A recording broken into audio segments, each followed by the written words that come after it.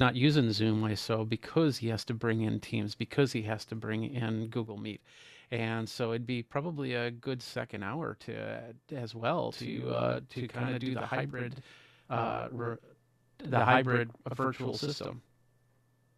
Alex? Yeah, and this was the original reason that we built the system that we have on I know, which is 16 PCs, and those PCs could put anything in there and go back and forth. And because the audio and the video were completely out of band, and they were all being delivered back to it, it didn't really matter what we were running. And we've done that in the past. The way that we've handled some teams events, just to kind of put it out there, is that you have to know whether the participants, the speakers, have to be in teams or just the viewers. So if the viewers are the only ones, if it's a delivery to teams, to a team's event, we run it in Zoom.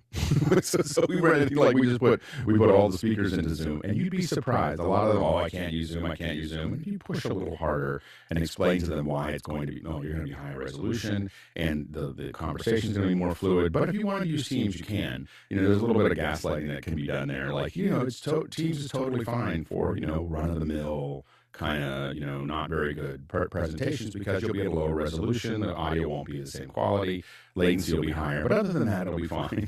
You'd be surprised how many people are like, well, how do I make it better? And then you go, well, we use Zoom ISO, and then we just feed it back into Teams. So then what you do is you join Teams with your system, and then you output your final program into Teams.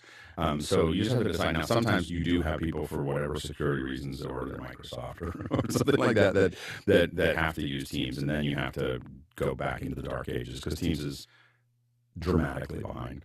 And I used to say that Zoom was way ahead and Teams was coming up behind them. I don't think that that's the case anymore. I think that Teams has just completely been jacked, and the one that is now the heir apparent to the number 2 position, I would say, is actually I'll come back to it. The name, literally, WebEx. WebEx. Just ran away from my head. So WebEx is probably, they're the ones that are moving the fastest right now. The velocity is higher in WebEx than anybody else that I've seen. And I have a company that uses a lot of WebEx, and so I'm on meetings and those, and you just I watched the progression over the last year and a half, and it's amazing. so they're still way behind, but it's an amazing move. They put a lot of money into that. Chris Hemlick. My estimation would be that what is happening between Teams, Zoom, and maybe WebEx is very analogous to what was happening with OSs in the early 90s. And many of us really believed that the Mac OS was far superior, and we dove into it headlong, full commitment. And yet corporations chose Windows for some weird reason, and Courtney probably has some good reasons. And what was happening, because I was doing these shows teaching this stuff to IT people before they were called IT people, is they were literally being told the best way to get control of your network is, 1, get rid of all the Macs, and then we'll figure out the other problems. And so that is happening now, at least with our clients, where they're being told, we don't care about your Zoom ISO, we don't care about your resolution, we don't care about any of those things. IT told us we have to use this, so we're going to use it. And this is why I've been saying, to Zoom, it's one thing to make the best technical product, but you have to run the politics side of the game too. You have to be dealing with the companies to convince them that your tool is better for the other reasons besides it's just technically better. It doesn't matter. I really believe the Mac was always better, but it almost got squashed out of existence in 1997, right? Like what, we were 3 months from bankruptcy. Because but the one thing I will say about that is the reason that Apple was 3 months away was not because they got squashed out. It's because they were trying to be like Microsoft. So they were trying to provide a different version of a Mac for everything. The chaos that was created by Apple trying to be something that they weren't. So the number one danger, I think, for Zoom right now is trying to be Microsoft and trying to add all these features that none of us need or want. And so the problem is that what Zoom had the opportunity to do, and they're not doing right now, is they had the opportunity to be the best platform to do video conferencing. And what they've done is they've watered it down and added a bunch of stuff that most of us, we open that window and we go, no.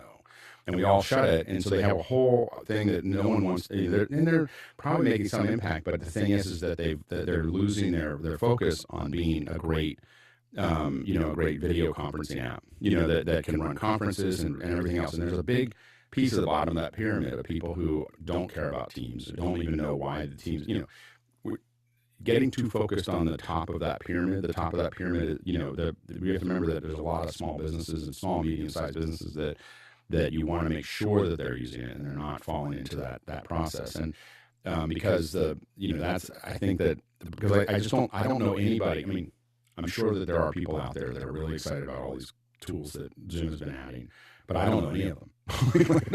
Everybody I talk to is just like, oh, this other window pops up and then I shut it. And then I go back to what I'm doing. And people know Zoom as a certain thing. And I think they're going to have a hard time. And I think that if they can keep on developing those goofy little tools, but I think that if they don't stay focused on continuing, they got to hold that line of being the best video conferencing place to go, the easiest and the best one to do, which I think that the Liminal team has given them the opportunity to do, to be that. But I also think when they say people should come back to work, when they do not very good, hybrid events, when they do those kinds of things, they're not leading that path. They're following the old way, and I think that them following the old way is they're not committing to what they have. And so I think that's a real challenge for Zoom. And I think it'll be really, for someone who's very committed to Zoom and doing a lot of stuff in Zoom, both professionally and here in office hours, it worries me that a lot of things that we were promised, like double-ended recording and so on and so forth, that was going to move things forward, haven't occurred. And so it worries me that they're losing focus, and especially when you start to watch a company like WebEx pick up speed, very, very fast. I mean, Zoom. Anyway, Zoom is losing contracts because WebEx closed the distance like that. So Zoom is competing for contracts that it lost because it wasn't as clear a winner as it was a year before. And it was, and so it's we're talking big contracts. They're losing those contracts because they aren't the clear winner anymore, because WebEx closed the distance enough to hang on to those contracts. And that's what they should watch, to do that, because the other stuff is, fine, but it's, they have to be the clear winner, and they're not anymore. Mitchell? I think the thing that keeps them up at night is that they're trying to be a platform, not necessarily a service, to provide us a way to do these things that we do. So because of their platform development, people don't quite understand that, and they're taking their eye off the prize. And by the way, can somebody explain what a pin farm is? Is that scraping? Yeah. Multiple machines. You have a bunch of machines, and you're pinning the ones that you want to use in a given show. And even I don't use pin farms anymore. I mean, I haven't used pin farms in a long time, but we used to use pin farms for build pin farms for Hangouts, long ago. But it's being able to lock onto the pin the people that you want to show at any given time in your program. So you may have as many as 10 or 15 of them there, and you're kind of pinning people, or usually it was usually 3 to 6, but it could be more, where you can lock each one of them as a participant in that to the thing and pulling those out. And it's a horrible way to live. Like, it's just such a horrible production pipeline. But we Courtney, you want to bring us home? In response to Chris's diatribe, a lot of the reason that corporations went with the Windows version as opposed to the Mac version is because of open architecture. And Mac was a closed system, and you couldn't, develop your own hardware, and developing your own software was much more difficult on the Mac platform. The Mac ran a lot better for all the Mac people out there because it had limited hardware. There was only their software, their operating system would only run on their computers, and their software supported their video cards, and their software supported their I/O, and et cetera, et cetera. And so that's why the corporate world, and the industrial world, and all the medical world moved to the Windows platform because it was open architecture. They could build their own custom solutions to whatever computing needs they needed, and still run it under the common software operating system. And I think this is a problem that happened with Zoom, is that when they brought Liminal in, they started doing Mac-only type of software. Their improvements, their hot new software only worked on iOS or only worked on the Mac operating system. And that kind of shot themselves in the foot because they're cutting off 80% of the market, of the worldwide market in computers and desktops. So that may be why it forced a lot of people into Teams, because they just didn't have that much of the market. And so, a corporation has to pick one way or the other, because if they can't pick both, it's not interoperable. So they force people to use Teams. It may not be better, because it has to support a wide variety of video cards, a wide variety of CPUs from different manufacturers. And it's much tougher to roll out software that's compatible across all that stuff, but they managed to somewhat do it and make it compatible amongst all the different hardware manufacturers. But it is much more difficult to do. And that's why you see people claiming that the Mac is far much better, but it's much more limited. All right, I had pages up for teleprompting, but we're out of time. We're going to have to do the transition at the top of the hour. And before we do that, I have to say, tomorrow on the show, Zoomtopia Revisited. Our friends Andy Carluccio, Jonathan Cocatello, Sam Kakaiko from Zoom, they'll be stopping by to dish on some of the backstage stagecraft that took place at Zoomtopia. It was a huge show, and a big IMAX-style graphics-driven thing. I understand Unreal Engine was involved, so we'll be talking about that tomorrow.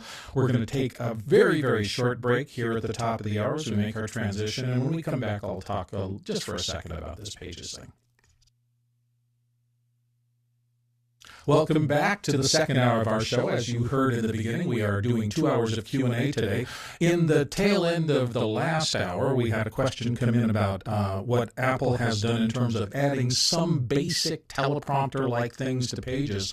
So I will pop up my iPad running Pages here, and you can either move to this little icon in the top or left, but the ellipsis here, one of the new things is presenter mode, and it puts them into something that looks a little bit like a teleprompter. And as a matter of fact, if you type on this double A up there, you can see auto scroll. You can turn it on and determine the speed at which it will scroll. I don't see anything on my initial look here in terms of flipping or do anything actually for teleprompting, but for a basic iPad prompter, that's there. It looks like we have some text choices in terms of backgrounds and things like that.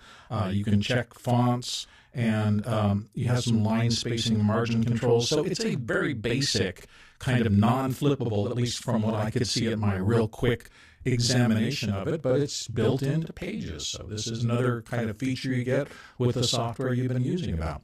There we go. Thank you for your patience, and let us dive into our next question for the second half of the show. First up, Jeff Feely from Henderson, Texas. When adding a second internet provider, what's the best way to connect it for failover? Do you use a switch or plug both providers into a router? Jeffrey Powers, what say you?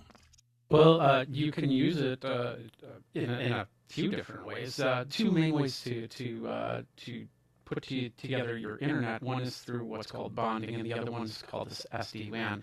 Think of bonding as the video or whatever.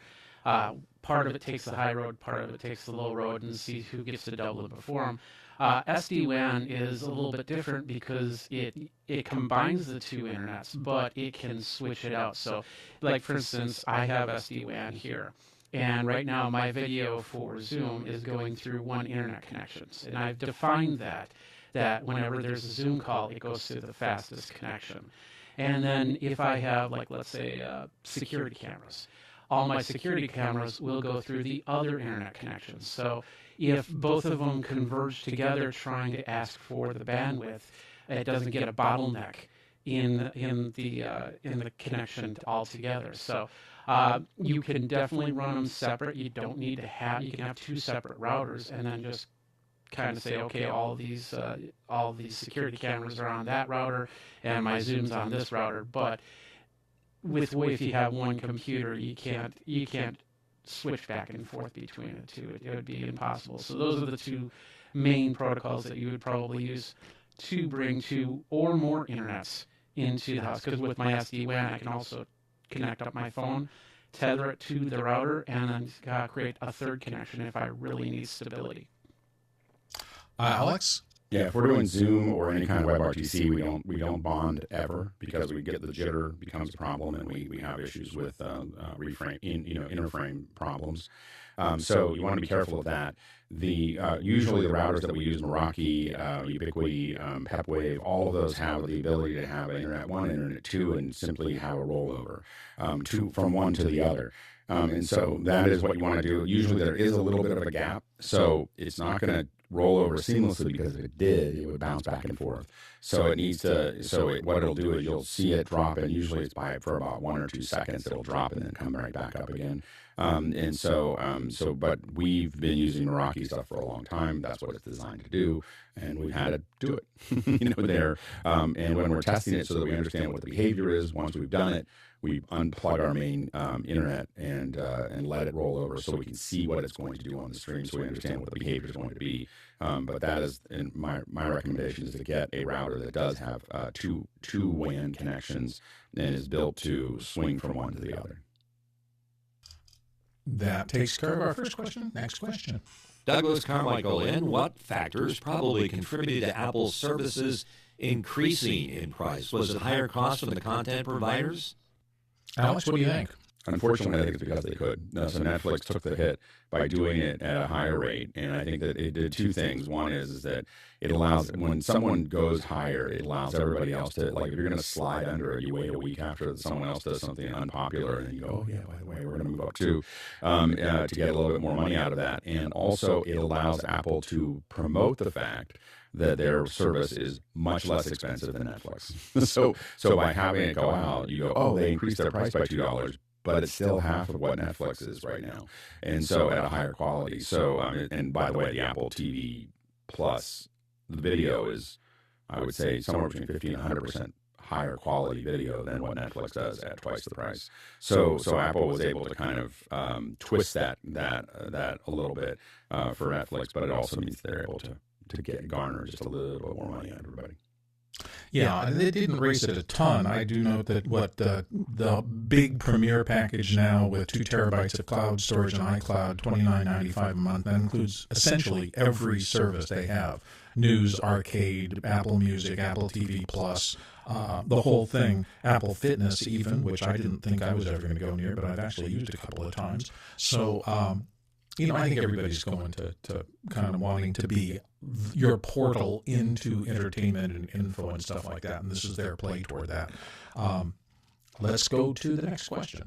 And it's a QR code question coming into us from Marielle Shusha Mera from Webelow, Missouri. Jeffrey, I can understand that you don't feel you are an expert on eBay pricing, though I disagree based on your expert advice. But what price did your gear sell for? There's lots of ATEM 4Ks marked complete in eBay, but not as many actually marked sold. Jeffrey, how much of your experience do you want to share? So, first of all, I'll answer that second part first. If you watched yesterday's show, Guy talked about how you can search for items that have been sold. And down on the bottom, when you go through the search criteria, there's 2 boxes. There's one that says completed items. There's one that says sold items. What happens is, when you sell an item, you have a certain amount of period to ship the item, and then the person receives it. So if something like, for instance, my item was sold on Friday, I had until it was yesterday to actually ship it before the deal would go south, and then it takes 4 or 5 days for that person to receive the item. And then at that point, it's completely marked sold. Other than that, it's still in a completed status there. For the price, I'm not going to tell you exactly what it is, but I will tell you that the brand new production 4K was $1,800, and you can still buy it brand new. Used started at about $1,200, and eBay's, especially anything that was gently used, was about $600 to $700. Since I'm coming into a move, I decided to go around the $500 mark. And once again, I felt that was best because when I bought it, I had a specific use for it. It did the job, and I got paid to do that. So I got my money back on that item, and now I'm going to give it to somebody who's, like I said, he's building fly packs for remote productions, and of course he's then selling them on eBay for around $3,000. But there's more parts in there than just the production 4K. So I'm really happy that it's going to get extra use out of it. So hopefully that answers the question at best. Yeah. Absolutely. Thank you for all of that. Let's go to the next question. From J.J. McKenna, San Rafael, California. A local municipality had a rather difficult Zoom event that is normally broadcast weekly, for which Mukana would have been a much better interface. Where is public info and function housed to present to these opportunities? Alex? They've contacted us. We're working on making it more scalable, but right now it's still kind of handcrafted for each partner. It's still in beta and still kind of handcrafted, and we really adjust things. The good news is that we make a lot of adjustments for the partners that we work with, but the hard news is we don't have a lot publicly there because we just can't handle the flow yet. So we're working on a couple extra tools that will allow us to replicate very fast. Those are probably a couple months away. Let's go to the next question. Jeffrey Powers in Madison, Wisconsin, and here on our panel at the Qualcomm Summit, they announced the X-Lite laptop system on chip that runs faster than Apple Silicon and takes less power. Who's thinking of a new vMix machine? Nobody raised their hand, but we have talked about that this morning, and I think there's a lot of interest in it. This is coming out immediately, I understand, or at least it was announced yesterday or the day before, and Apple is coming out with some talk, and there's some consideration that they may have new chips as well. So regardless, the industry is being driven forward. Alex, what say you about all this? Now, Jeffrey, if you throw a cocker, you have to run the route. That's all I'm saying. You have to run the route. If you're going to throw it to yourself, you have to Actually, I threw for Preto, and then Preto had to leave. So, okay. But I can talk about it. Yeah. So Predator didn't run the route. I see how it is, or he ran a different route, evidently. So You have to get a popcorn. Yeah, exactly. So I think part of it is let's see. I'd like to see it actually working first. Yeah, Courtney. Yeah, they did announce a couple of things. They announced is, of course, this has a new architecture for the built-in video chip that is on the die. So we'll have to wait and see if the developer packages, if the developers bite on this and start to write code directly to the hardware. They did say that Microsoft, in their deal with Microsoft, that Microsoft will debut all of the Office apps in native mode for this new silicon from Qualcomm, so that they will be running fairly fast when these new laptops become available next year sometime. So we'll have to wait and see if the developers pick up the torch and run with it and write to the native code of that particular hardware to see if something like vMix is going to come out on that version, and a native version that could be very, very fast. Jeffrey? Yeah, Lenovo was first out of the gate to say, hey, we're going to have one of these Qualcomm X-Elite chips into our system. It was codenamed Orion, because there was a little bit of confusion on that. So it'll be very interesting to see what happens. It's like the antivirus wars, of course.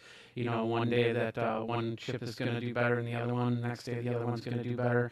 But Apple's also been the tortoise that likes to not push the envelope too much, because they have tried and true, and then they'll eventually pull ahead for a while. But have this new competition to Intel, AMD, and Apple is going to be very interesting. And I know Microsoft years back they pulled out of ARM chips because of the least amount of popularity, and now they're back and they came back in. So we'll see what happens on here, but it's definitely going to make our machines faster. It's going to make our machines more powerful and lighter in the long run. And I'll tell you something, I didn't like to run any type of software switching off of a laptop because of the processor. I'm really excited to see this come, because I might just start using laptops once again to do any type of software switching. My whole system is built around a laptop here, and it's been really remarkably solid. Alex? Yeah, I think that it's going to be. I think it's great for the industry to see, a lot more competition and a drive to move faster forward. The real challenge is going to be the fragmentation of the PC market and how much you can take advantage of it. It doesn't have kind of the iron fist that Apple does to kind of pull things together and have people support a abstraction like Metal. And so I think that's going to be the real challenge to see what we do. But I do think that companies like vMix will probably figure out ways to really wring the most out of the system. So I think in isolated areas, I think you'll see that pretty quickly across the board. I think that the performance might be a little rougher, but it's really good to see it happen. Certainly is causing a lot of kerfluffle here in San Diego, because Qualcomm's based here, and then Apple has a surprisingly large presence in this area, and I think there are constantly people moving back and forth between them. So it's a big economic engine for this part of Southern California. Next question. Peter Moore from Auckland, New Zealand, asking, did Native Instruments buy or require iZotope? I've heard that. I just know that iZotope has been a pretty stable and solid part of my workflow for the past 4 or 5 years. Alex, what do you know something about? Yes. June. Okay. They did in June. Yeah, they did. They did. Okay. I don't have anything else. That was the question. That's the answer. But yes, they did. They did acquire them in June. Okay. So far, it looks like, well, I'm trying to think, have they done any updates since I've been heavily into it? I didn't use a lot of iZotope products before I started the audiobook work, but now I use 4 or 5 of them for every book. And they've been really stable, and I've had no problems with any of them. So I thumbs up from my side of just as an end user. Let's go to the next question. Alexander Knight in Port Coquitlam, British Columbia, Canada. Have any panelists tested the new full-frame Blackmagic camera? And if so, what do you think, and how does it compare to the Super 35 sensor version? Alex? Haven't gotten tested yet. Hopefully we'll get our hands on a test unit. The problem is I already have 11 of the Super 35s, so I got to find a reason to borrow the full frame one. So we'll see if we can borrow one to take a look at it. But I don't have a business reason to get one yet. So that's been the challenge. And I think I haven't seen anybody use it in the wild yet. It does look like an impressive camera. I mean, it is, and I think that in that Blackmagic environment, it looks like they fixed a lot of the things that we want. And I think that if we can see, the next step is, for filmmakers is global. I think they're kind of caught halfway between, if we had a global shutter or a great autofocus, it would change how they looked at it. You gotta have one or the other. So I think I think you could do a lot of great stuff with it, but I think that those are the two things that are, you don't have to do both of them, but you got to do one of them, in my opinion, to kind of go down the next path. But as an interview camera, and as there's a lot of things that you can do with it. I think that it looks like a pretty impressive solution, especially for the price. Fair to say your wallet is medium warm and getting hotter over time? Medium warm. I think that the thing that I'm most interested in the Blackmagic cameras is the open API for controlling these cameras. And so being able to control a lot of the new cameras remotely over an Ethernet cable, super excited about that. Like that's something that I'm far more excited about specifically than specifically the full frame as it sits there. Mitchell? My DP, Tom Shustak, he's a fellow Sony fanboy. He would never consider using a Sony autofocus in a film. But for this, he likes it. Well, no, that's what I said. There's definitely, when we do productions, we don't put lenses on that would do autofocus. And so the autofocus is not a key. If you use an Arri or a Venice or whatever, you're not using autofocus. The main thing is at the price point that you're at, though, you're talking about a lot of social media users, and they need it. I think I've talked in the past, I talked to a social media, pretty someone got millions of followers, and asked her why she used a Sony instead of Blackmagic, and she just immediately came back with autofocus. I don't have time to try to figure that out, and so that's the real challenge, and especially when you start wanting to have that YouTube-y kind of like what I have is a very short depth of field. I found myself, the reason I switched over to a Sony for my webcam was because I felt myself rocking back and forth trying to stay in focus, where, I just wanted it to stay in focus. And so in the short depth of the field world, you do that. As soon as you go into real production, then you are not doing autofocus at all. So it's not that big of a deal, except for the fact that without global shutter, you do lose a little of what you would without a global shutter. You kind of and the problem is there are global shutters at $7,000, $6,000, $7,000. The red Komodo is at $6,000 with a global shutter. So there is a need for Blackmagic to kind of look at that next as they go through that process. Alex, I thought you got the Sony because I recommended it. I know you thought that, but it's not right. I knew the autofocus. I will just say there's always been a traditional fork in the cinematography world between EFP and ENG. ENG was electronic news gathering. You go out and shoot whatever's there, and it's run and gun, and you're just trying to capture content quickly.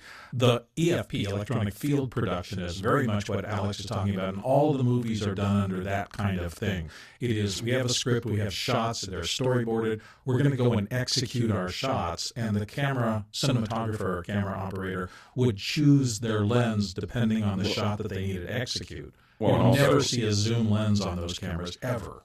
You also have the luxury of you might see a zoom lens, but anyway, but you also have the luxury of having a focus puller, like somebody who is just they're only focused on that, they're only doing the focus, and that's and we've had folks here talking about that in the past. The number one reason I have to admit that I moved to Sony is because Greg Gibson kept on sending me texts that say you're out of focus. Hey, you're just a little out of focus. He just wore me down. Like, Greg Gibson was like sending me these things like, you're just a little out of focus. Like, it looks really good. You're a little out of focus. You look really great, but you're a little out of focus. And I was just like, and then I go back and look at it, and I just couldn't take it any longer. Greg is Mitchell impacted my choice. But talking to some YouTubers and so on and so forth. But Greg was the one that pushed me over the edge of this kind of just little tapping on something that he knew. I think he knew it was just driving me crazy. And as you get wide open, as you expand your iris more and more, your depth of field gets smaller and smaller to the point where we've seen people where the tip of your nose is in focus, but your eye's out. This background looks great when it's out of focus. When it's in focus, you're like, wow, he's got a bunch of junk on his I know. So it's better. It's better. Well, these are the things that photography and cinematography, the people who know what they're doing control. They know how much depth of field is acceptable, and they lens for that, and they light for that, and then they know exactly what they're working with. So, I can. It's a little soft. I've heard that more than I can tell you when I started shooting with DSLRs and had multiple lenses available. Let's go to the next question. And it's from Zach Marley in Minneapolis, Minnesota. Does anyone have experience with the Panasonic BS1H for multicam? Seems like a good option that has Genlock, timecode, a full-frame sensor, and can be powered and controlled by Ethernet, power over Ethernet Plus. It also seems to be only $2,500 now. Alex, what do you think? It's a great looking camera. I've seen it used as extra cameras, that's overhead or something like that. We haven't seen it used in a true multicam experience. It's not. I don't know if it's really built for that. So while it has a lot of those controls, I've never seen anyone try to shade it. The images that come out of it are amazing. They just look beautiful. So it's a really nice camera, and it's a box camera, so it lets you kind of build up your kit around it. But I've seen people use it for a lot of film stuff and a lot of overhead and extra cameras. I haven't seen them use it in a true multicam experience. Yeah, it really looks like an interesting thing. Courtney?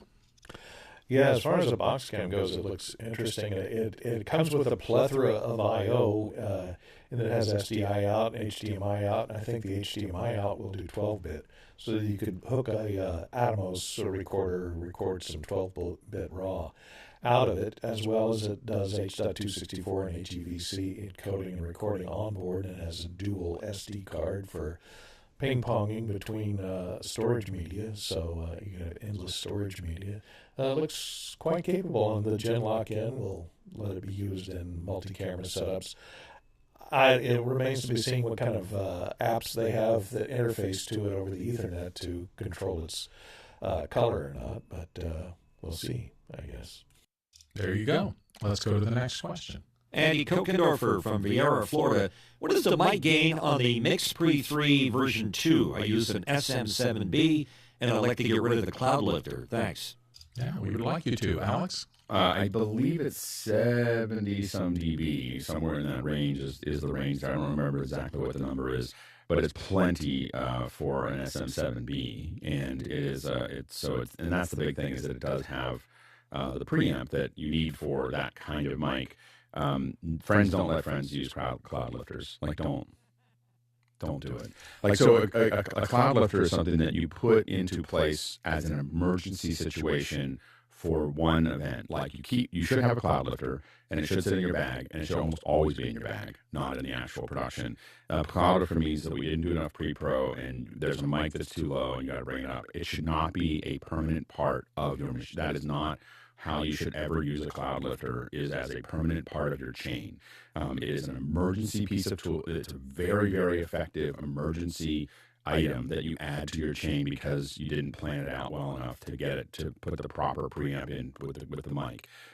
But it adds noise. It's just bringing all that stuff up. It is not a clean connection, and you should not put it into your chain permanently.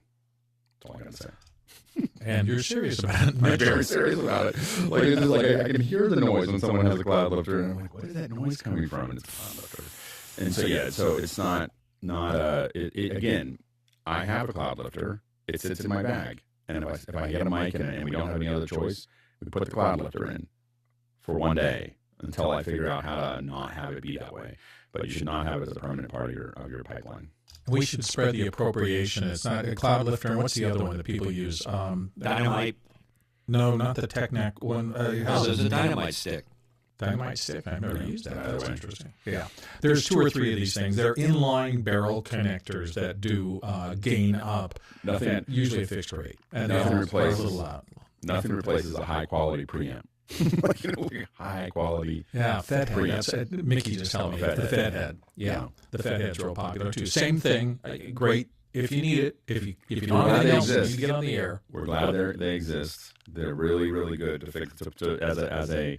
The same thing with. I mean, it's not the same because it's not as noisy, but like decimators is a good example of when I see a bunch of decimators sitting in someone's permanent pipeline. I'm like, that's not the way to use that device, because it has a fair amount of latency. It loses a couple frames going through it. And so I'm kind of like, the decimator is one of the most valuable tools that we have in our pipeline of being able to fix things while we're working, but I don't depend on it. I'm almost always, something that I don't keep it in a permanent pipeline. The only place I keep it in a permanent pipeline is to flip text for tactile teleprompters. Like, that's the way we do it for a cheaper monitor. So, there you go. Mitchell, did you get in, or did you still have a comment?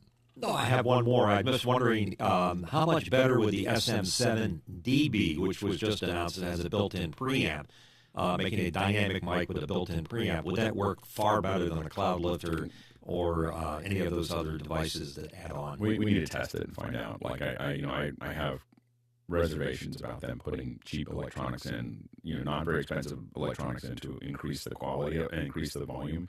So I have, I would love to get one and kind of put it through its paces of this is what this would look like, but we don't know yet. Be interesting to see. Sure, as a long-time audio company should know what they're doing, but again, they may be trying to hit the price target when you look at trying to hit. When you look at the price change, there's a physics problem with what you put in there.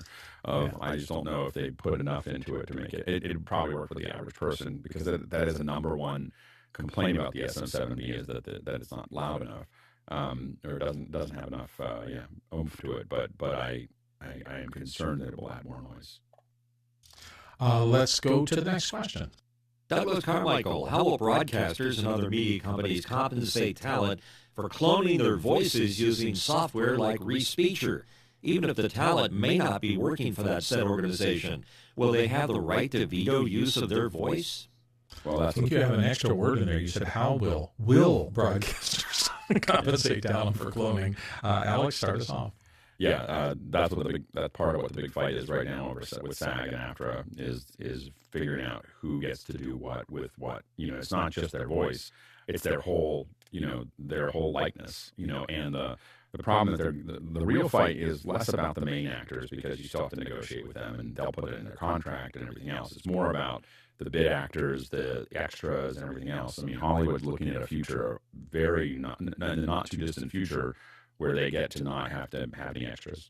Like, and that, it's within 10 years, they're going to try to eliminate extras almost completely from, most of it. We may have a couple that are nearby, but the quality of the rendering and so on and so forth is getting so good that once you get more than 15 feet from the camera, you can probably replace everybody. And so what they're doing is they're scanning people as they come in for their shows and only paying them for the hours that it takes. And then they just have that data. And so that's that's what's there. I don't know if they actually need that. When you look at things like MetaHuman, I'm not sure. They scanned lots and lots of people, and they paid them specifically to be scanned. And I'm not sure that Hollywood really needs to acquire more actors to do this, but that is the concern. Courtney? Yeah, as Alex just alluded to, the SAG-AFTRA contract is just the minimums that you have to adhere, producers have to adhere to. Any actor can negotiate their own terms above and beyond the terms that are the minimums in that contract. So you can put in your own contract that, you reserve the right to your image and likeness in perpetuity, and if they use it in any other form, they must compensate you at such and such a rate. You can build that into your contract. And you don't necessarily have to adhere unless they say, no, we'll either go with the basic contract or bye-bye, we'll cast somebody else. So you always have that option. So it is going to be a little bit tricky. They already have stuff in contracts, if you read the fine print, that they have their right to use your image and voice in perpetuity on all planets here and ever after across the universe. It's actually written that broadly. For that particular product, for that movie, they have the right to distribute it and make money off of it for now into eternity, So they can put it into the contracts. And they have. Jeffrey? So, and this is not new. I mean, we had, episode 4, I remember the story about how they did the, at the end scene, there was like 90% cardboard cutouts of the whole crowd. And then, of course, you have the whole Crispin Glover incident from Back to the Future, where they replaced the actor in Back to the Future 2, but they used his likeness for that, and so this is just the next evolution on that, which is making the contracts bigger, but definitely protecting them. But I could also see a situation where it's like I'm an extra in a TV show or movie, and I'm getting scanned, and then they're saying you are going to be seen 10, 20 times, even though you're not acting in that. And if you're okay with that, that's how that's going to happen. But it'll be interesting to see what happens. And then got to wonder what the next level is after that, where that's going to be put in a contract to protect actors' rights. Mitchell. Well, there's nothing better than the bespoke person that spoke the words in the first place rather than a digital approximation. And I think that the most actors, if you're worth your salt, are out there trying to get a digital representation of their personage and also their voice, because when they're gone, there's no way to use them. So wouldn't it be great to bring John Wayne back, or Humphrey Bogart, or a number of other actors that may come and go? That would be cool. It's an interesting topic. Alex, finish up, and I have one little thought. Yeah, I mean, one of the things that a lot of actors, the bigger actors, are taking advantage of this. They're getting themselves scanned and photographed regularly over time. So they've, and they do that so that they can license those back to the movie companies later. So if you want a younger version of this person, you actually have the digital data that you need to make that, and they've been doing that for the last 20 years. So that's been, I don't know what those early scans were really worth, and how much data they really gave, but as far as figuring out bone structure and everything else, it does make a difference. And so some of the larger actors have been getting ready for this for a long time, and of course they have the leverage to say this is the way it's going to be. But the problem really is what they're fighting about right now is not the big actors who can make those contracts or say what, it's all the smaller actors that are the extras, the person who says one word, the things that happen there. That's what they're afraid that is all going to go away. The main actors are still going to be there for quite some time. And again, even in like Star Wars, they did compensate the families of the deceased actors that were used in Rogue One. Those were they did find that way. And again, for a major role, they're probably going to do that just because it's just bad press to not do that. But it's the smaller actors, all the people walking around that they're really concerned about, because that the fundamental problem is the ecosystem. When you cut that ecosystem out, you only have big actors that are in there. How do you get to be a big actor? You're a bit part, like and you're an extra. And you're all these other things that get you into that pipeline, and that's going to get harder and harder as they start to replace them with digital characters. It was interesting to me. I was just reading yesterday an article about the last surviving, well, not the last surviving, Christine McVie and Fleetwood Mac just passed away, obviously, and her rights to the band's songs went up on the auction block. I didn't realize this before, but she was the last person who hadn't already sold all of her publishing rights and all of everything else into a big conglomerate. Everybody else in the band had already done that, and her now, I think, brother, has those rights and just got a multi-$100 million payday for having those rights and selling it into a conglomerate who will manage those rights going forward. You forget that behind bands and things like that, there are these very tight contracts about who owns what piece of what and the corporation that they become rather than a band. And we're seeing that right now. The YouTube thing, Larry Mullen Jr. is ill, I believe, or is going through something, and they had to hire in a separate drummer. Well, I think he's still making a tremendous amount of money off of this huge content opportunity, even though he's not actually playing in there, but that's because he has rights ownership to all of that music. And it's a very complicated world of talent, residuals, rights, where your names are in the contract and where they're not. There's much more business behind the music business than I think we tend to think. We tend to look at just the personalities and the tabloid stuff, but there's a lot of very small type behind these things sometimes. Let's go on to the next question. David Brady from New York has a question. Favorite font foundries? Looking for a reputable place to buy fonts, specifically Japanese double-byte fonts like Yosemite.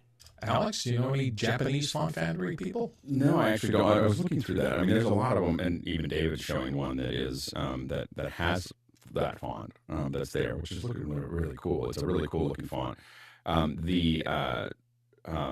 I usually, when I'm doing stuff for projects, I tend to go to Monotype because I understand the contracts of what I can and can't do. It's a really giant, massive one. Of course, Adobe font, and then there's lots of little fonts. I'm sure Mitchell's going to bring up a smaller font foundry, and smaller foundries. I love smaller foundries. I love looking at the creativity of those things, and I have lots of them in my collection, and so I have thousands of fonts that are there.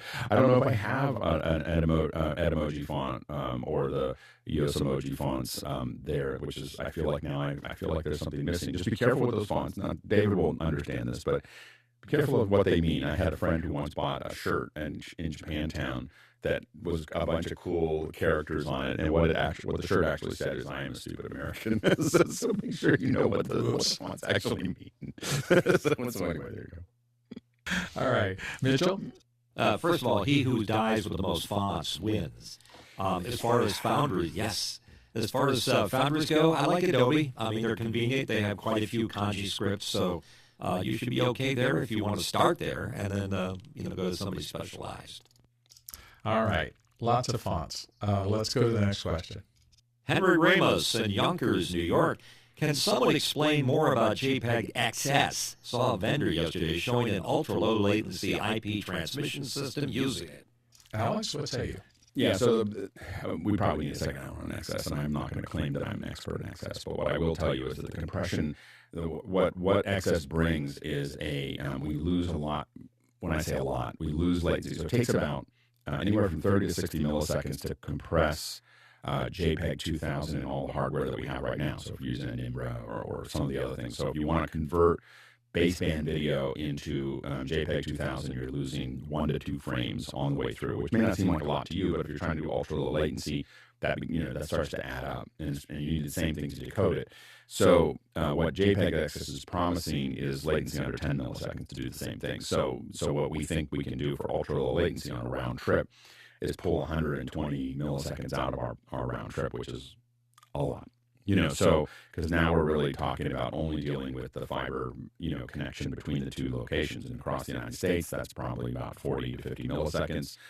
From San Francisco to LA, it's like 17 as we measure it, and then even from somewhere like China, it might be 300, but you don't, so 350 milliseconds from China is a it's a lot of latency, but you don't want to add another 120 milliseconds to that, or another 60. So that's what JPEG XS offers us, is these crazy low latencies, where we're now down to, depending on the distance, potentially subframe latency from Northern California to Southern California. And so that's what we're, that's what it promises. And that's the extent of my knowledge of JPEG XS. We'll try to bring an expert on and see if we can find the time to talk about it more. Yeah, it looks like it'll be fun. Let's get to the next question.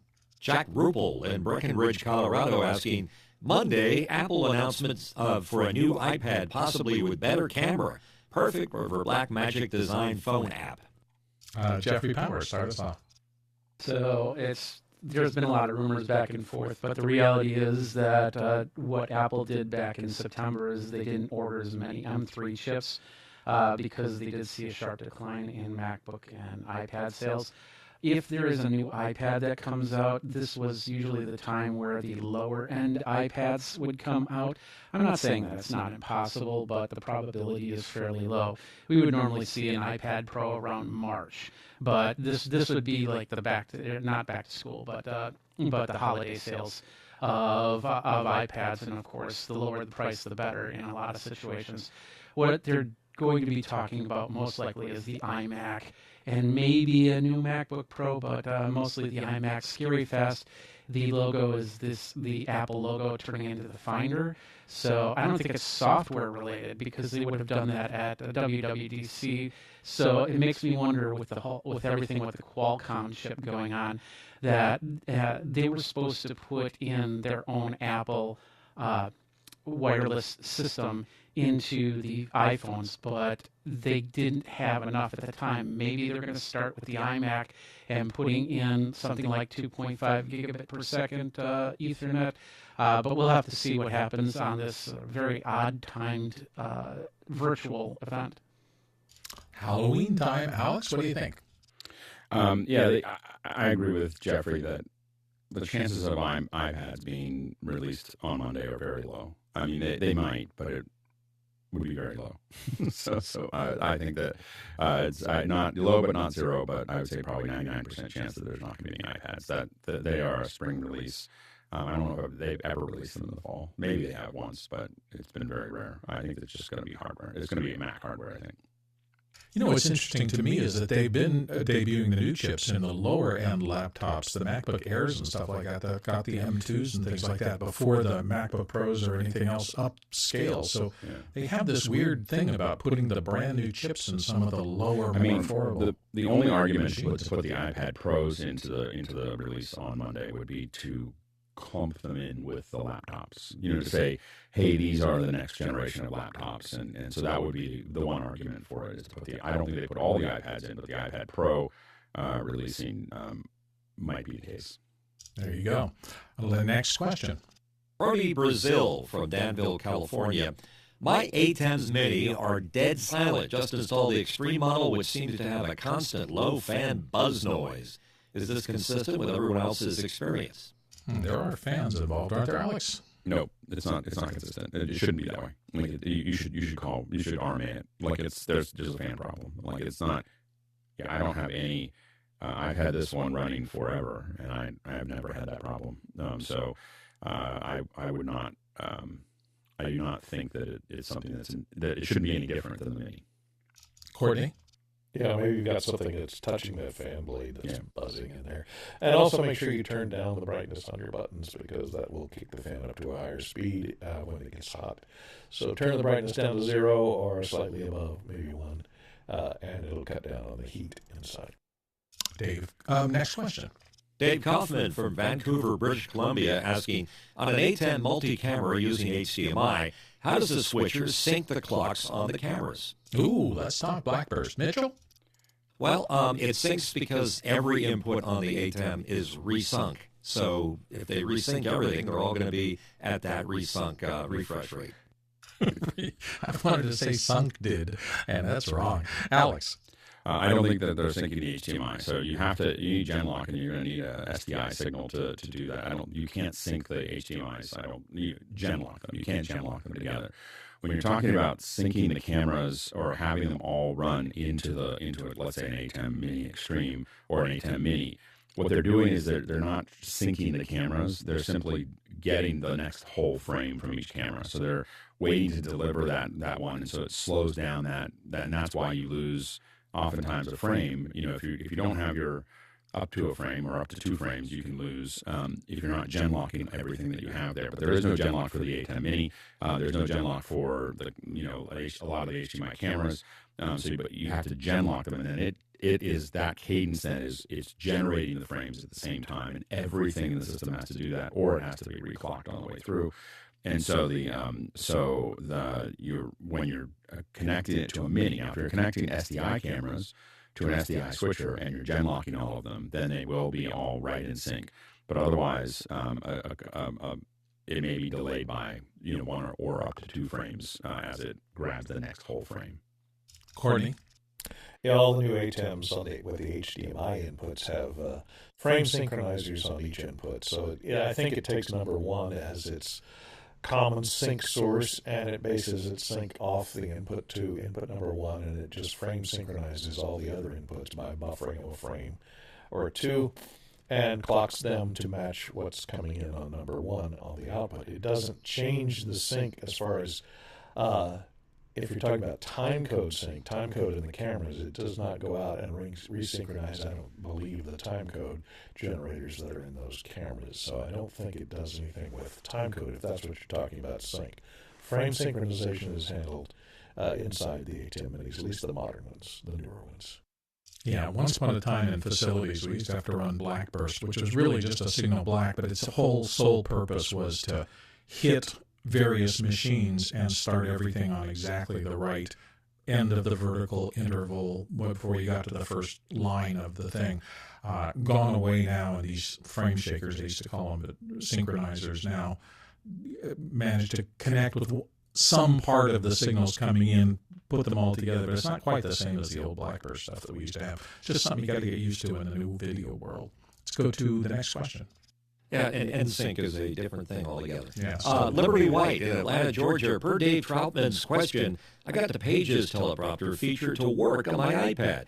However, when I tried to pipe my iPad through my ATEM to switch and demo, Pages didn't show up, only the iPad's home screen. Why is that?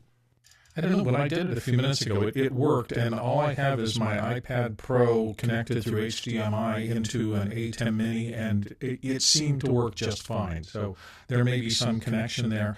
I'm trying to think if I had to do anything. I didn't have to do anything else. It was Pages, so it wasn't something like Keynote that I normally run into my iPad, and it just seemed to work traditionally. So I can give it a little closer look. Alex?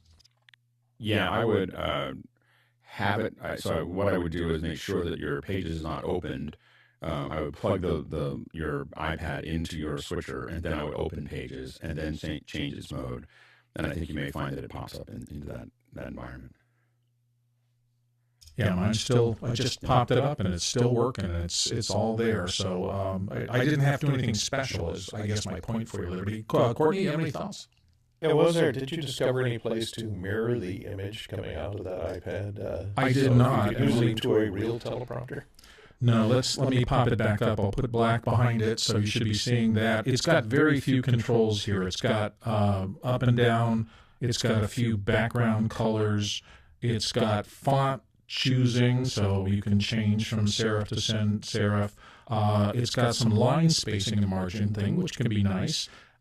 It's got all caps if you want to do that. What else do we have? And you can just scroll it with your finger. Is that kind of how it's designed to work? No, if you put on auto scroll, I think, and you just touch it, it starts scrolling and it slows down. If you decide that's not the speed you want, you have to go down, and it'll give you a real-time, real slow scrolling to much faster scrolling. So it's tap on the screen to start and stop scroll speed. So it's rudimentary and pretty simple. If you just want to throw up an iPad, who knows what it's going to turn into? But it's built into Pages, so this is literally just a Pages document that I happen to have on my screen. It starts out looking like that, just a big wall of text, and then it does all the processing and bring the sides in and do everything else to make it prompt friendly. So it's a basic, but it's there. All right, let's go to the next question. Michael Tan from San Diego, California. Any panelist tried LoopDeck with BitFocus Companion? Alex, have you tried the combo? I have to admit that I have LoopDeck and I have BitFocus Companion, but I have not thought about until Michael put this up. I have not really thought about the idea of connecting the two together.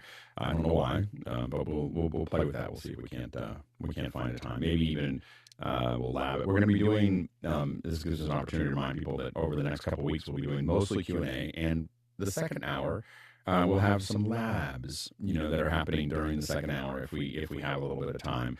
And so we'll still be answering questions in the second hour, but we might take it 15, 20 minutes out to do a little lab. I think that Chris Fenwick and I are going to do one next Wednesday on the core control, the core controller. So if you've got ideas for labs, put those in the second hour, suggestions in Discord. And but these won't be we're not trying to make these whole second hours. We're just going to be like, we're now going to stop for a little while and do this and see how it turns out. There you go. I think we're going to the next question. From Bobby Rafferty in Central Florida asking, I'm trying to use geolocation for augmented reality on an iPhone. I've seen Apple's developer docs that ARKit has limit only to a limited amount of cities in the United States. What other options are out there? Alex? What other easy options are out there? This is the question. So as far as, GPS data, there's a lot of GPS data there, and there's not a lot of other, you can geolocate, anything to some degree. But the main thing is that, as far as ARKit goes, Google has some of its own solutions that are out there as far as they've scanned an awful lot and and they have a whole Google Maps process to make that actually work. But the harder version of this is to do a lot of the scanning yourself, so that you know exactly where it is. Because once you know roughly where you are, you can actually hash the data that you've scanned. You don't need high-res data. You just need key components of it to figure out exactly where you are. But that is still still a work in progress. I would probably focus on the ones that you have available to you right now. But because the lift to do what I just said is high. There's not a lot of what we're talking about right now is hard, but we should see it, and I would highly recommend finding cities that are supported and play with the ideas and play with the ARKit pieces, because this is going to be a big deal, regardless of whether you think that the headsets are going to do well. AR solutions added to phones is going to continue to get to be a big deal as far as being able to add data to your people walking around and being able to see what they want to see there. Let's go to the next question. And it's from Chester Sweeney in Las Vegas, Nevada. Is there an actual thick paper book manual for the MixPre 3, Flow 8, Behringer, and Logic Pro? I often work online. Alex? Yes. Sorry. Yes. Fortunately for you, there is a thick manual. It's about this thick. It's about the thickness of your phone or your iPad. So what I do is I take all of my documents. So all of my manuals are on my iPad, and oftentimes they're on my phone as well. So you can you get the PDF of their manual, and you download it, and then you load it into books. And now I have this folder full of all my manuals for all of my stuff. And so if I'm not I do it specifically so that if I'm not online, I can pick it up. I will say that when you get used to using manuals on an iPad, you're not going to want to go back to paper. You can't search. You can't, paper is so horrible when you're used to using it. But the iPad is what really makes it work, in my opinion, to be offline on an iPad or a tablet and being able to just jump through to where you want to go and find all the instances of a certain word. It's way, way easier than actually having paper. Next question. And the next one's coming into us from Peter Moore in Auckland, New Zealand. What's the Sony camera Alex uses here with that awesome autofocus, and what lens is he using? Alex? I'm using an FX30 with the G series 1.4 35 millimeter lens, and so I'm about 3 feet away. So that's about the right for that 35 millimeter. So 35 millimeter G series 1.4 with that's nearly as costly as the camera. So, but an FX30. So that's what I'm using right now. Mitchell? What's kind of cool about the Sony autofocus is that it's equally good on just about everything in their line. My ZV E10 looks about as good in the autofocus department as my FX3, which is a step above what Alex has there, which is the FX30. And I suspect that even the FX6 or the FX9 are all going to be in a similar area. The reason I'm not using the ZVE10 as a daily thing, which I was for a couple months, was the color. Like I just can't quite get the color right. So until I'm gonna probably put a LUT box in between the camera and the switcher, and then I can apply lots to it. But it's really the lack of color control in the ZVE10 is the real thing that has me not use it. The only time I've seen a problem with the autofocus not being quite up to speed is an off-brand lens on it. If you're not using a Sony lens, Sony's the best for the Sony camera. But if you're using a cheap lens, it might not be quite as quick. Well, I think that's one of the benefits of the algorithmic world we live in now. I've noticed that, for example, I do my audiobook stuff in Final Cut. Why? Because the audio code is exactly the same code from Logic. They didn't write two code bases for those two programs. They wrote code base to do audio handling well and slapped it into Final Cut, slapped it into Logic. It's probably in other programs that need to handle audio. So I think the Sony cameras are benefiting the same thing. They did all the research to make autofocus as good as it's ever been. And so they're taking that code and whatever servos and the rest of it and informing each other, and you just get the whole line getting better. I think that's a really kind of benefit to the way they work these years. Mitch, somebody I heard, Jeffrey. Jeffrey, did you have a comment you wanted to make? Or? Oh, I just said that you also have to make sure your lens is clean for focus to really kick in right. Always a good idea to have lens cloth or a lens pen or something that you're comfortable using with you all the time. I can't tell you the number of times I've been shooting and did you touch that lens? No. Well, let's look at it. Oh, there's a fingerprint. You don't want that to happen. Let's go to the next question. Chester Sweeney from Las Vegas, Nevada. I often miss the MacBreak Weekly Classic lineup. Will Renee, Andy, and Leo ever return to Office Hours Global for a special event or something? No, Alex, what say you? I think we've had them all on individually in special events. We haven't had them all together. I don't know. We would probably do that, but I think we've had all three of them as guests, and we need to bring Jason on because we haven't had Jason on to our show. So stay tuned for that. There you go. So something to look forward to. I mean, we're revamping things all the time around here. I'm sure they'll want to come on when we're Dolby 5.1 or 7.1 and something super HDR or something. They'll probably want to come back and look great on there. I want to see a death match between Alex and Andy. Oh, well, maybe a rumble, not a death match. Anyway, next question. Next one in from Douglas Carmichael. Wonka and the Chocolate Factory was shot on the classic Airflex 2C camera. How would that camera department know what they've shot if there wasn't a video assist tab on the camera? If you've ever used a video assist, even if you're using video assist, you still have no idea about anything except gross framing. I worked with them in my early part of my career. Alex, what say you? I think that a lot of them do have video assist. Like they usually, I don't know if anybody shoots anything without a video assist of some kind. It may not be through the lens, but there's definitely something there so they can see what they're framing. Courtney? Yeah, the Airflex 2C, I doubt they shot the whole movie on the Airflex 2C. It's a 35mm camera. It's unblimped. Here's what it looks like.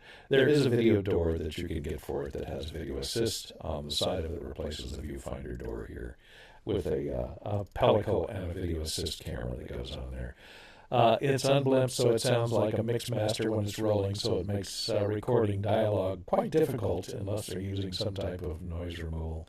And there's no reason to. There are a lot better 35mm blimped cameras than the Airflex 2C. They're usually used for third cameras or stunts, filming stunts, where you need a bunch of cameras that are cheaper to use than the Panavized Airflexes. So I doubt that they shot the movie on an Airflex 2C. Maybe First on three 35mm commercials. film, but not using a 2C. First three commercials I worked on and directed in 35mm film, we used video assist, and it was horrible in general. It was a small camera, as Courtney was saying, connected to, I think it was a Mitchell BNC that we shot it on. And you got a black and white, small, ugly monitor that had a little frame around it that says this is what the gate is actually shooting. It was kind of plus or minus 15%. So you really couldn't superbly frame a shot even, let alone see anything other than just a flickering, because there's some sort of mirror system that was in motion in there. So you were only getting half the actual frames that you could see. it was not the best environment, and there's so much better now that I'm sure no one that seems like it's an earlier era. And if I had my choice, I'd never work with anything like that again. Alex, you had a follow up? Yeah, what I will say is one thing I've learned about in Hollywood is directors and cinematographers get into these goofy ideas that they want to do something cool or something different, and it gives they're just it. I used to think that it was for a good reason, and for some of them they're highly technical and they are for good reasons. I mean, if you want to use an IMAX camera, there's a reason to use it. If you want to use things, but a lot of times they just get into these kind of goofy little paths, and you think that there was something, but as you talk to them, you realize they just thought it'd be interesting. Like like it would just it has nothing to do. Like you're just like I got budget, let's do it. And you're just like, oh, okay, all right. So anyway, and it's always hell for us. Anyway, next question. Jack Ruppel from Breckenridge, Colorado, asking lenticular photos. Thoughts from the panel. There's a link to it, and then another link for scientific visualization. I'm really happy Alex is here today. Alex, you do this kind of stuff. I have not done these, but I have to admit I subscribed. I'm now subscriber number 120, whatever, for Jared Hoffman's lenticular printing masterclass. I don't know. I guess it's only gotten 4,500 views in a year, but it's really worth looking at. This is he's talking about how to build that and how it works, and so I would definitely check that out. The link is in here, but I'm going to go subscribe to it.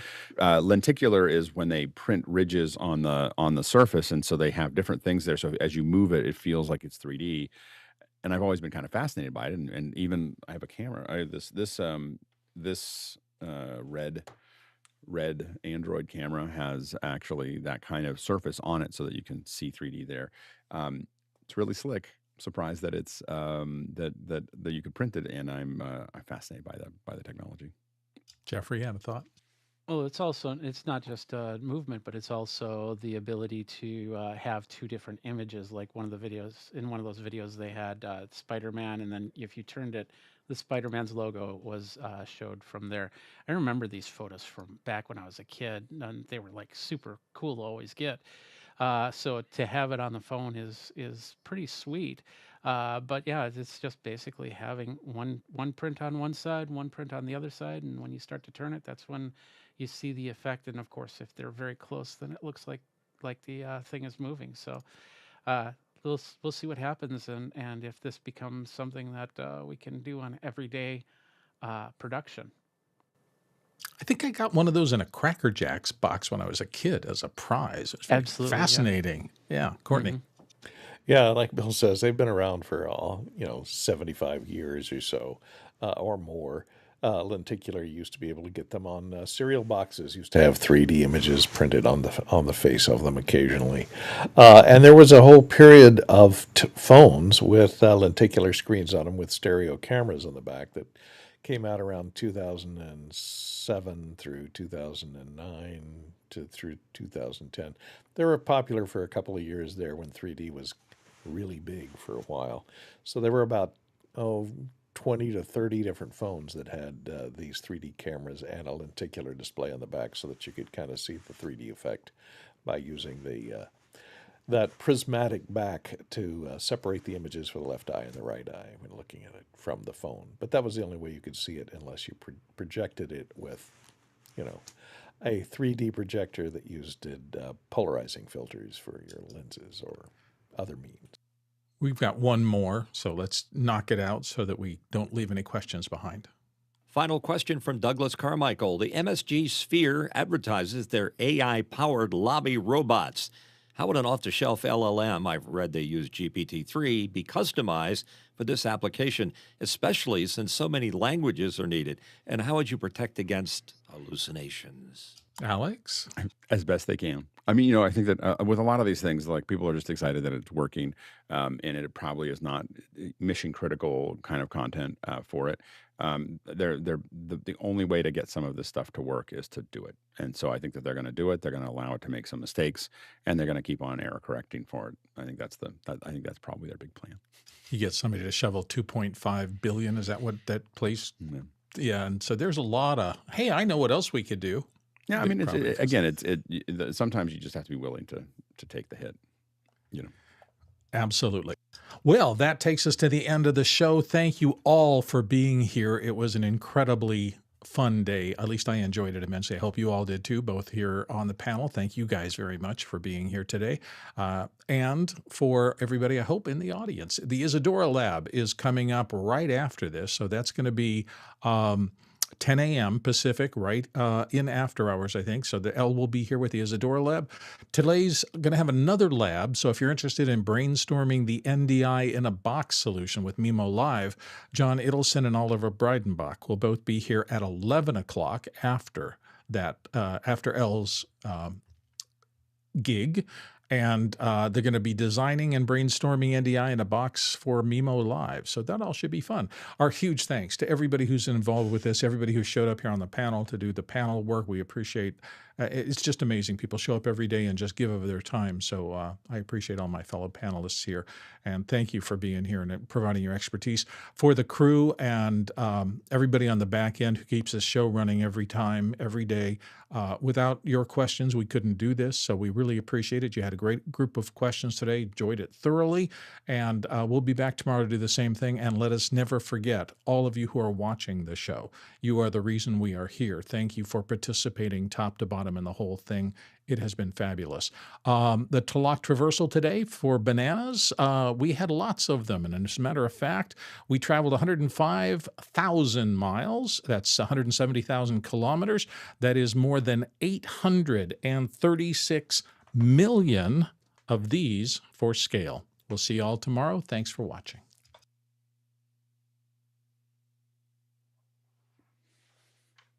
Go down and look at the new space today.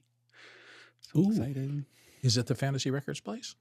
Not fantasy. That's in Berkeley. Record plant. Record plant. Oh, record plant. I think. You know, the 2200 Sausalito. The lenticular photo was invented and patented in 1906. Made out of 100 years polystyrene. ago. If you get the record place, then you can say,